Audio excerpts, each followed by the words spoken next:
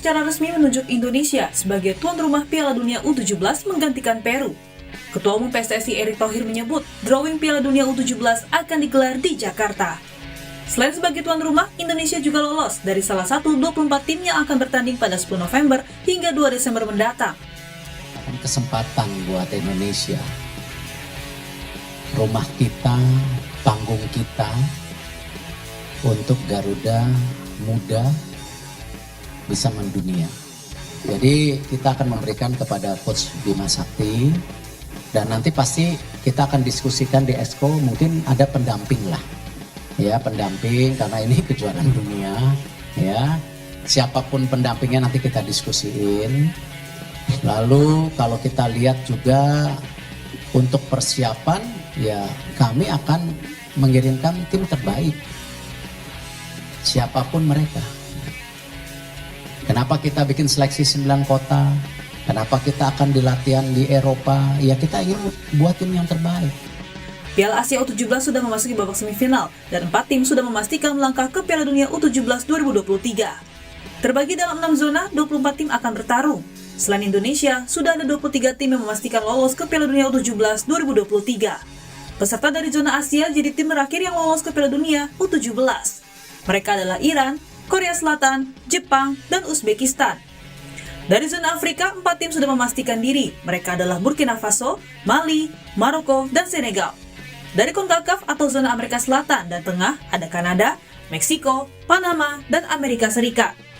Dari CONMEBOL atau zona Amerika Selatan, sudah diisi Argentina, Brasil, Ekuador, dan Venezuela. OFC atau zona Oseania hanya diisi 2 negara, yaitu Selandia Baru dan Kaledonia Baru. Dan terakhir dari UEFA atau zona Eropa, ada Inggris, Perancis, Jerman, Polandia, dan Spanyol. Namun polemik muncul menyoal venue yang akan digunakan untuk Piala Dunia U17. Pasalnya, pelaksanaan Piala Dunia U17 jika berlangsung di Stadion Gelora Bung Karno akan bersamaan dengan konser musik band Coldplay yang akan berlangsung pada 15 November mendatang. Merespon hal ini, Presiden Joko Widodo menyebut jangan mempermasalahkan venue Gelora Bung Karno karena masih ada stadion lain yang sudah siap digunakan. Itu kepercayaan yang diberikan internasional, kepercayaan yang diberikan FIFA kepada Indonesia. Saya sudah perintahkan kepada Ketua PSSI untuk betul-betul disiapkan betul. Kalau venue-nya kan memang sudah ada dari yang kemarin sudah kita perbaiki, artinya tinggal digunakan, tetapi manajemen semuanya harus disiapkan betul. Iya, nanti kan dicarikan solusi. Stadion kita kan juga bukan hanya GBK, yang lain kan ada JIS, ada di Manahan, ada di Harpat, ada banyak, ada di Surabaya, Stadion Bung Tomo, ada juga stadion kita ini banyak kok yang sudah siap. Kapolri Jenderal Listio Sigit Prabowo memastikan keamanan event sepak bola nasional maupun internasional termasuk Piala Dunia U17. Kapolri mengatakan telah mendatangkan instruktur dari Inggris untuk memberi pelatihan. Nantinya keamanan dalam setiap pertandingan baik liga domestik yang rencananya akan bergulir bulan Juli maupun saat gelaran Piala Dunia U17 akan berstandar internasional. Untuk betul-betul bisa melaksanakan pengamanan dengan standar internasional, beberapa waktu yang lalu kami sudah mengundang para instruktur dari Inggris, yaitu dari University untuk memberikan pelatihan. Beliau-beliau adalah ahli-ahli yang sangat memahami bola dan pengurus-pengurus yang selalu ikut dalam pertandingan internasional. Tentu yang kita nantikan permainan Garuda Muda untuk unjuk gigi di panggung dunia. Tim Liputan, Kompas TV.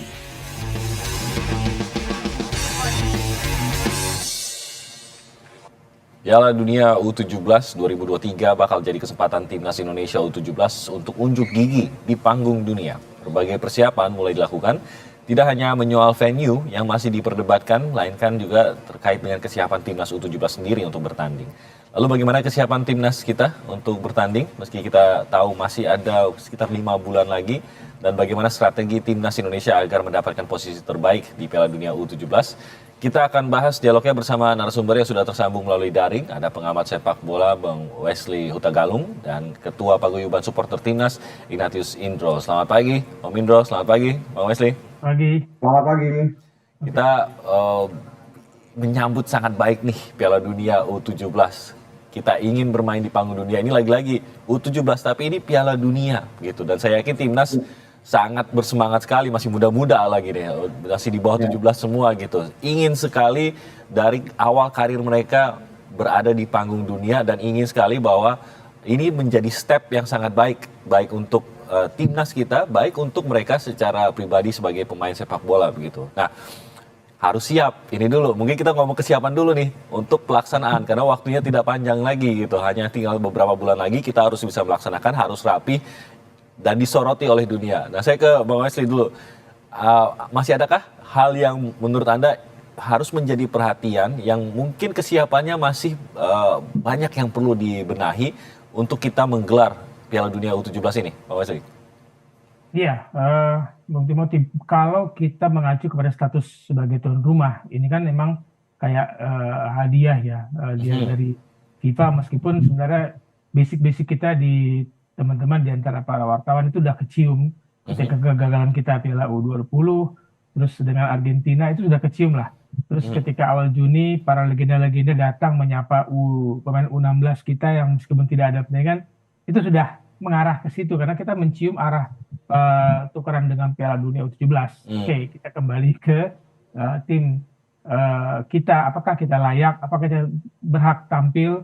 Kalau fasenya lewat kualifikasi kita gagal di kualifikasi menuju Piala Asia U17, which is itu tiket semifinal kan untuk ke Piala Dunia. Yeah. Nah, terakhir kita dihajar bahkan skor 1-5 ya di menghadapi Malaysia, dan itu Coach Bima mendapat kritikan luar biasa di situ soal kemampuan mereka menghadapi tekanan. Yeah. Nah, sekarang tekanannya juga jauh lebih besar lagi, Bang Timothy. Sebagai tuan rumah, ini ajang Piala Dunia, satu-satunya negara Asia Tenggara yang tampil, bahkan kalau hitungan kontribusi Asia Tenggara kan cuma hanya Thailand ya.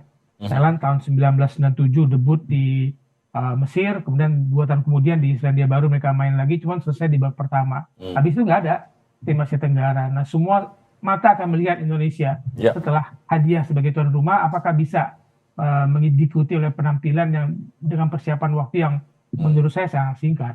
Kita debutan tunggal nih di Piala Dunia U17 ini, dan pastinya kita tahulah begitu.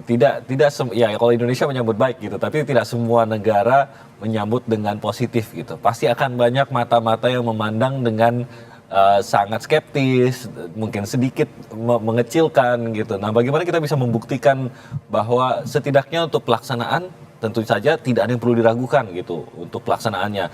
Nah, sekarang PR-nya juga di timnas, penampilannya.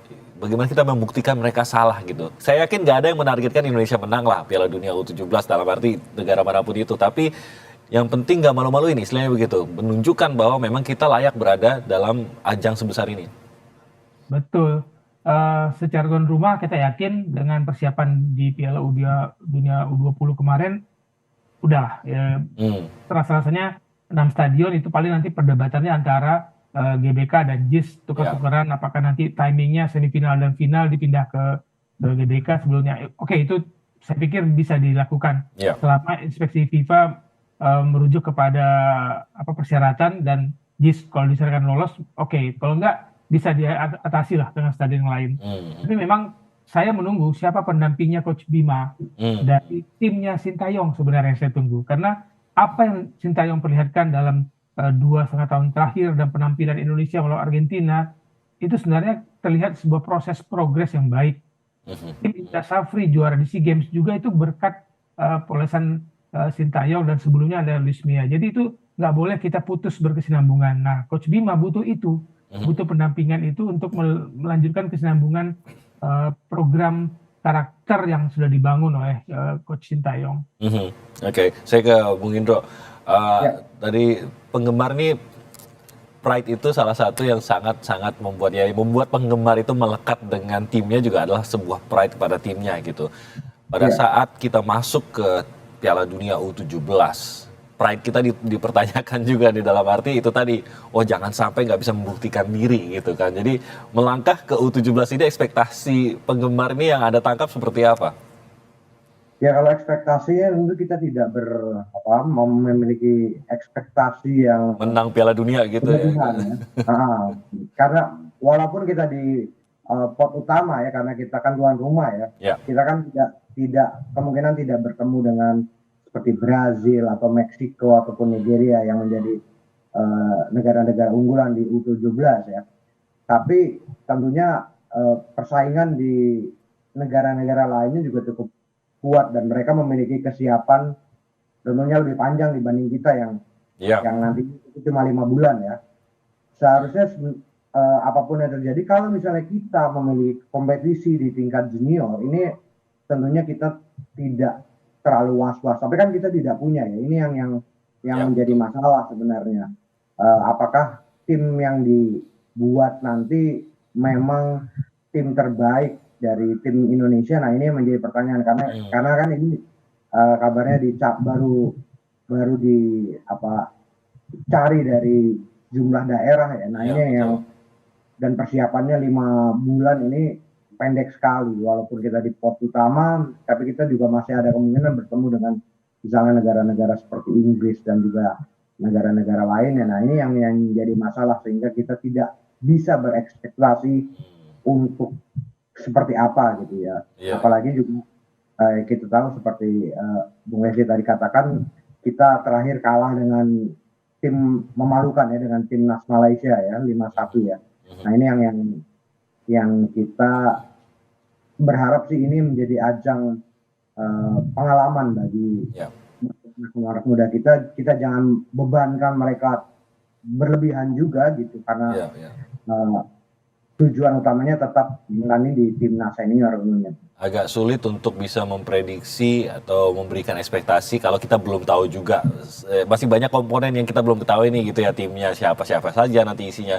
Bahkan tadi pertanyaannya siapa yang akan mendampingi Coach Bima Sakti juga nanti ini masih harus terjawab dulu, baru kita bisa membayangkan gitu ya, Om Indro, bagaimana nanti kira-kira lah penampilan tim kita bagaimana nanti. Nah, kalau bicara mengenai kans gitu ya, Piala Dunia U17 mungkin mempunyai sejarah dan kecenderungan yang berbeda dalam peta persaingan negara lah gitu. Mungkin Wesley lebih tahu nih mengenai sejarahnya, sebenarnya apakah sama yang menguasai Piala Dunia senior dengan Piala Dunia seperti Piala Dunia U17, atau sebenarnya menurut catatan saja kan sebenarnya kayak U17 ini kalau bicara wilayah sebenarnya Afrika rajanya gitu kan. Nah, apakah ini bagi Indonesia juga ada hal yang positif yang bisa ditarik, bahwa Asia pun, Timur Tengah juga kan dianggap salah satu juga yang sering berprestasi di U17 seperti ini.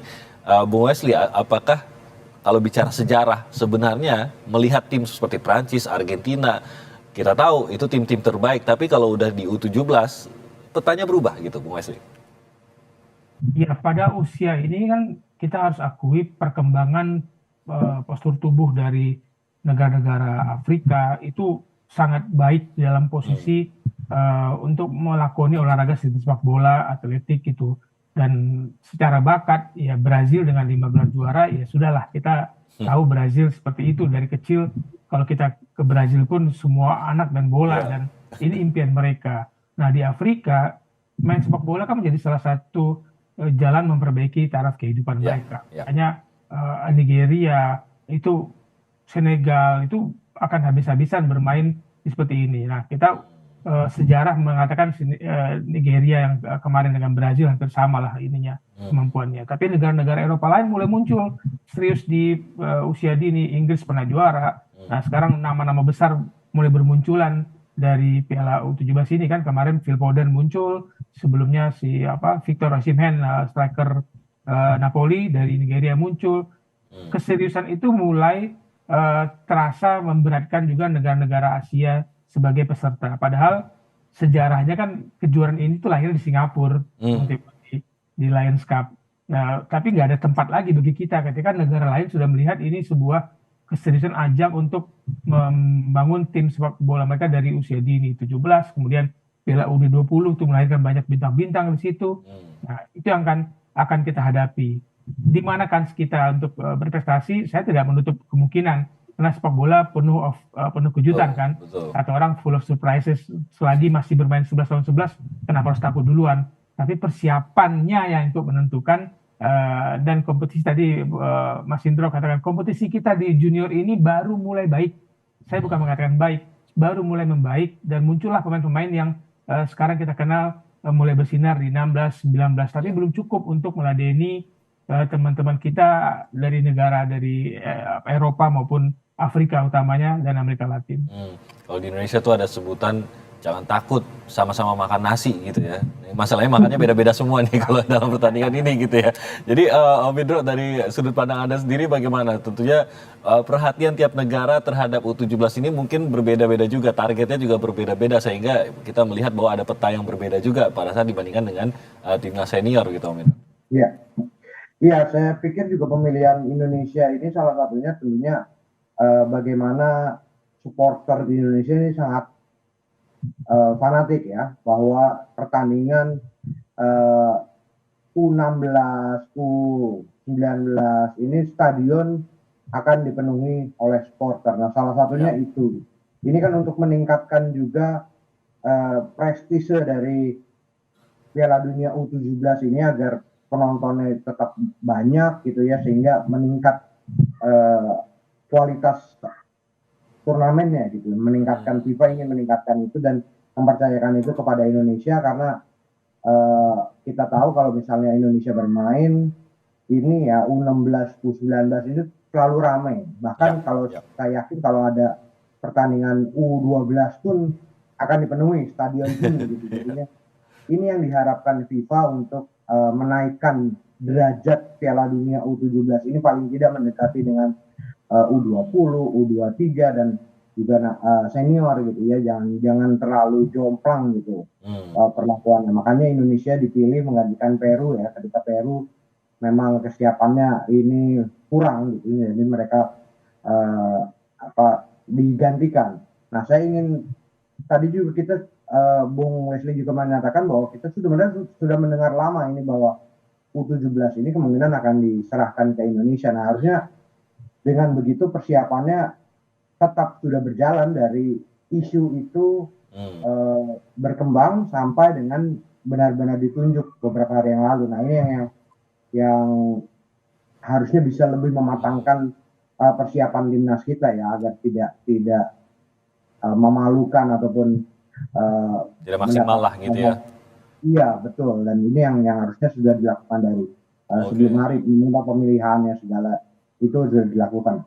Oke, nanti kita akan kembali lagi, kita mau berbicara, saya mau membawa kepada bayangan drawing nih. Kira-kira drawingnya nanti yang ideal untuk Indonesia seperti apa gitu. Dan yang kedua nanti mengenai tim lah, walaupun timnya ini belum jelas, tapi bagaimana menurut Om Indro dan juga Bang Wesley nanti, kira-kira apa yang harus dimiliki oleh timnas Indonesia untuk memberikan penampilan mereka yang terbaik di U17 atau Piala Dunia U17 ini. Kita akan jeda sebentar, nanti kita akan kembali dengan perbincangannya.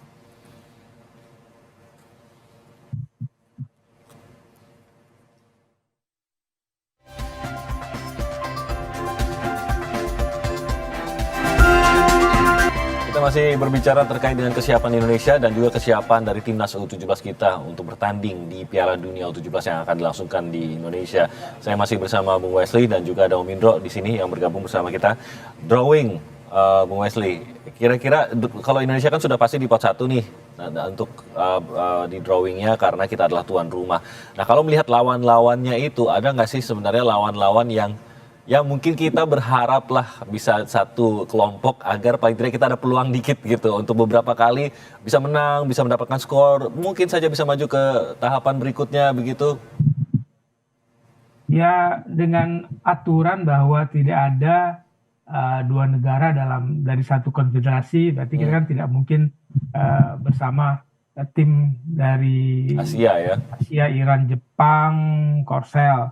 Nah, ya kita sih berharap adalah undian yang baik mempertemukan kita dengan paling tidak negara yang dari Oceania, jangan terlalu langsung berhubungan dengan Brazil, Argentina gitu. Tapi kalaupun dari dari Amerika Latin ya Venezuela deh gitu. Kalaupun dari Eropa saya bingung juga sih, dari Eropa Inggris. Eropa bingung ya semuanya.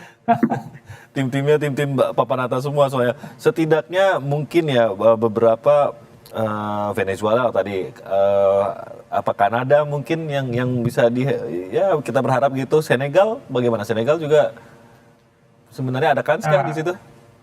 Dengan mereka status mereka ya, dengan perkembangan sepak bola mereka, juga mereka pernah menjadi runner up, mereka tim yang kuat menurut saya di usia muda. Ya Senegal lawan yang tidak kita butuhkan di grup. Tapi masih perlu nggak kita berharap demikian gitu? Kalau melihat timnya itu sebenarnya sih ya bagian besar memang berat lah, hampir semua gitu berat. Ya. Perlu tidak kita berharap pada drawing yang ada kemudahan buat kita, atau sebenarnya ya udahlah siapapun sebenarnya sama-sama aja lah, semuanya lawan yang berat, maka kita harus mempersiapkan diri dengan sekuat tenaga begitu. Ya, secara pribadi kalau sebagai fans club kita pasti berharap kita mendapatkan undian yang dimudahkan. Tapi kalau sudah masuk dunia olahraga, sekali kita berusaha menghindari lawan, ya selamanya kan kita kesulitan untuk maju dengan kepala tegak, dan kita yakin kita punya kesempatan yang sama dengan lawan di hadapan. Itu ketika mereka masuk lorong ganti, berseberangan jalan gitu, Bung Timothy. Kalau sudah minder, sulit bermain di lapangan, kakinya akan berat untuk bergerak. Jadi mindsetnya sudah harus, siapapun undian yang kita hadapi ya, kita sama kok, sama-sama bisa main bola. Ya itu mindsetnya.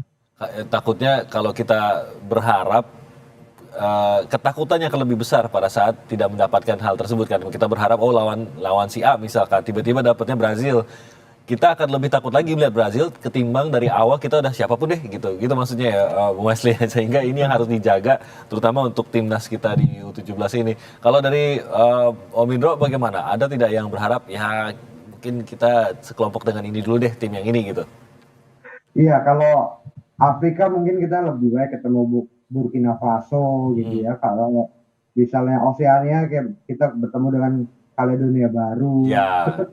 Tapi ya betul bahwa kita harus mengabaikan harapan-harapan itu, bahwa kita main nothing tulus saja, nothing tulus, dan juga main lepas gitu. Kita berharap sih bisa anak-anak muda ini main lepas, tambah pengalaman, mungkin nantinya kita bisa menembus kualifikasi ya, bukan hanya mendapat keuntungan dari tuan rumah gitu ya. Kedepannya kita bisa melalui fase kualifikasi dan nembus secara permanen gitu. Ini kan yang benar-benar kita inginkan gitu. Yang benar-benar kita inginkan bahwa kita memiliki prestasi seperti itu, mulai dari usia U17 hingga senior gitu. Kita bisa menembus kualifikasi. Nah, untuk itu sih perbaikan sistem sepak bola yang perlu dibutuhkan ya depannya. Bagaimana liganya diperbaiki, lalu juga pembinaan usia dininya melalui kompetisi usia dini ini juga harus dilaksanakan. Kita tahu bahwa misalnya kita berkaca pada Liga Inggris itu dia kan ada mungkin 11 sampai 13 liga gitu ya. Ini yang harus kita kuatkan gitu, sehingga kita nembus turnamen-turnamen seperti ini melalui babak kualifikasi, dan ini memenuhi 10.000 jam bermain gitu dalam sepak. Istilahnya kalaupun katakanlah ya kita menang Piala Dunia U17 ini, menang sebagai juaranya pun itu tidak lantas sepak bola Indonesia terbenahi gitu. Memang ini kerja jangka panjang lah gitu untuk melakukan hal tersebut begitu ya. Nah, tapi saya coba putar sebaliknya gitu ya. Kalau tadi pendekatannya mencoba melawan atau satu kelompok dengan tim yang kemungkinan seperti New Caledonia itu mungkin kita masih ada peluang yang baik gitu lawan mereka. Tapi kita tidak boleh seperti itu. Kita tadi sudah ditegaskan bahwa tidak boleh, kita harus siap mental lawan siapapun. Kalau bisa lawan siapapun, sebenarnya ini kan tempat belajar yang baik sekali gitu buat timnas kita gitu. Inginnya tuh lihat timnas kita tuh bisa main melawan siapa, karena kan udah pasti kita sudah pasti lah ya, tidak mungkin melawan semuanya kan, karena nanti akan gugur dan lain-lain di fase grup. Tapi ingin lihat lawan siapa sebenarnya agar kita bisa belajar lebih baik, Bung Wesley? Pelajaran yang kita petik ketika Indonesia menghadapi Argentina minus Messi, Di Maria gitu atau Mendy. Bagaimana pemain kita datang masuk dengan kepala tegak dan bermain dengan penuh percaya diri, nggak minder, nggak takut dengan status mereka. Mereka baru juara dunia akhir tahun kemarin. Itu menjadi modal yang baik bagi adik-adik kita di U17. Senior mereka sudah memperlihatkan itu bahwa juara dunia saja mereka hadapi dengan keberanian, dan Argentina menang dengan susah payah loh. Saya mengatakan susah payah dan mereka sangat serius menghadapi kita.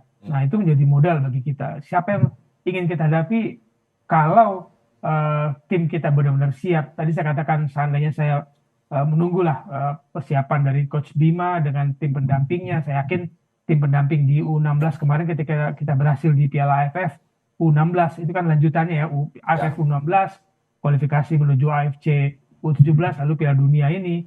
Nah, kita tunggu keberanian para pemain kita untuk menghadapi. Saya ingin ketemu dengan Brazil sebagai tim paling bilang bersinar di U17. Tunjukkan bahwa senior kita bisa menghadapi Argentina, ya kita menghadapi Brazil, Inggris, Prancis, Jerman, Spanyol yang selalu melahirkan pemain-pemain terbaik di Eropa dari sejak usia dini. Ya kita coba hadapi, siapa tahu dengan seperti itu kita punya trigger untuk mengatakan kepada dunia, inilah anak muda Indonesia, liriklah kami. Siapa tahu pemain kita punya kesempatan bermain di luar negeri. Tapi kalau kita jadikan U17 ini sebagai ajang coba-coba, hanya sekedar memenuhi ekspektasi kita sebagai tuan rumah karena kita sudah bangun, sudah renovasi stadion dan keluar uang ratusan miliar, sayang sih Bung Timothy. Ini momentum untuk menunjukkan kepada Indonesia, ini loh sepak bola Indonesia. Betul, harus dipergunakan dengan baik, tidak tanggung-tanggung ya. Walaupun bukan lagi juara dunianya, tapi sepak bola itu nggak bisa lepas dari Brazil memang. Kalau semua yang ini masih mau mencoba melawan Brazil, mencoba belajar sesuatu juga dari Brazil. Itu tadi Bung Wesley mengatakan coba lawan Brazil. Moga-moga nanti ada kesempatan. Kalau dari Om Indro bagaimana? Iya, Brazil dia sudah menjadi juara terbanyak kedua setelah Nigeria ya. Ini menunjukkan bahwa Brazil itu memiliki talenta yang tidak pernah putus ya. Jadi tapi kita juga tidak bisa berharap dan juga tidak jadi membebani anak-anak muda ini untuk prestasi ya, karena ini benar-benar ajang mereka harusnya menjadi pengalaman dan bermain lepas, terutama didukung oleh pemain ke-12 supporter Indonesia. Nah ini yang harus menjadi tambahan pecutan semangat, dan spirit kenegaraan ini juga harus dibangun ya. Kita tahu bahwa Indra Safri berhasil ini karena juga dia membangun spirit kebangsaan yang begitu besar ketika merebut SEA Games kemarin ya, sehingga semangat nasionalisme dari pemain ini muncul dan menunjukkan segala sesuatunya bahwa ini ajang untuk pembuktian bahwa Indonesia memang paling tidak bisa berbicara di kancah Piala Dunia U17. Oke, nah agar bisa mendapatkan pemain-pemain yang terbaik nih, yang untuk memperkuat timnas U17 kita di ajang Piala Dunia nanti, apa yang harus dilakukan, Bung Wesley? Ini kan ada beberapa langkah tadi seperti scouting dari beberapa wilayah dan beberapa daerah di Indonesia. Ada juga ide-ide untuk membawa kembali pemain-pemain berdarah Indonesia yang sedang berlatih di luar yang berusia di bawah 17 tahun. Apa nih strateginya yang mungkin bisa dilakukan untuk memaksimalkan komponen dari pemain kita nanti yang akan bertanding? Saya yakin setiap orang yang menjadi warga negara Indonesia itu berhak untuk tampil membela Indonesia, terlepas dia naturalisasi atau tidak, selama dia sudah pegang paspor, oke.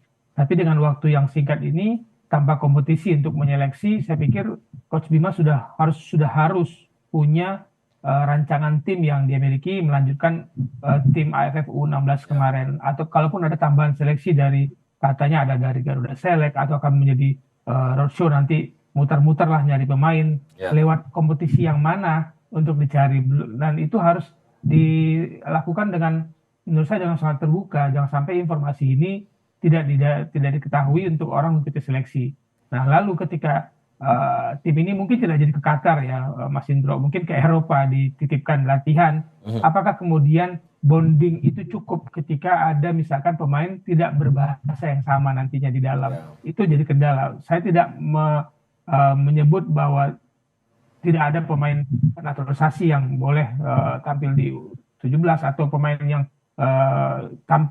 muda kita yang bermain di luar. Tapi kalau berkomunikasi dalam waktu singkat ini menjadi kendala, itu berbahaya bagi Coach Bima. Jadi kembali Coach Bima punya konsep apa membangun tim ini, dan sekali lagi ya, bukti-bukti ketika kegagalan itu pasti yang disalahkan adalah pelatih, bukan pemain. Nah, jadi pelatih pasti harus punya orang-orang menjadi prajurit dia di lapangan untuk mempraktekkan lah strategi yang diinginkan. Oke, kalau dari Om Indro sendiri bagaimana mungkin harapan dari para pendukung timnas Indonesia ini untuk siapa-siapa saja yang akan bermain nanti? Saya yakin sudah pasti ada beberapa nama, khususnya mereka yang di U16 yang diharapkan bisa memperkuat skuad kita nanti. Iya, untuk naturalisasi sendiri saya sih untuk U17 ya ini jangan dulu lah kalau naturalisasi, karena ini sebenarnya bisa menutup kesempatan anak-anak muda kita yang ingin bermain sepak bola dan membela timnas ya. Ketika mereka berlatih, dan saya beberapa kali juga ke SSB dan banyak sekali mereka akhirnya menghentikan bermain bola karena kesempatan bermainnya ini berkurang gitu ya. Apalagi kan naturalisasinya juga naturalisasi seperti apa? Apakah kita yang memaksa ataupun menawarkan naturalisasi, atau orang itu memang memang jadi warga Indonesia gitu kan? Nah, ini kan naturalisasinya seperti apa? Nah, ini yang perlu dikaji ulang lagi tentang naturalisasi. Tapi untuk pertandingan U17 kali ini juga saya harap sih memang kita bisa memilih pemain-pemain yang benar-benar memiliki daya juang, dan juga mungkin cara-cara Indra Safri yang dulu pernah melakukan, misalnya mengumpulkan dari sekian ribu pemain, dia pilih beberapa pemain terbaik sehingga dia bisa juara Piala AFF pertama kali di U16 ya, 16 atau U19 gitu. Nah, ini yang bisa dilakukan lagi gitu untuk dalam jangka waktu singkat ini, cuma 5 bulan mereka berlatihnya seperti apa. Nah, ini yang harus dilakukan, terutama juga mungkin penggunaan sport science harus mulai dilakukan juga ya. Jadi kita tahu bagaimana perkembangan dari atlet tersebut dari waktu ke waktu.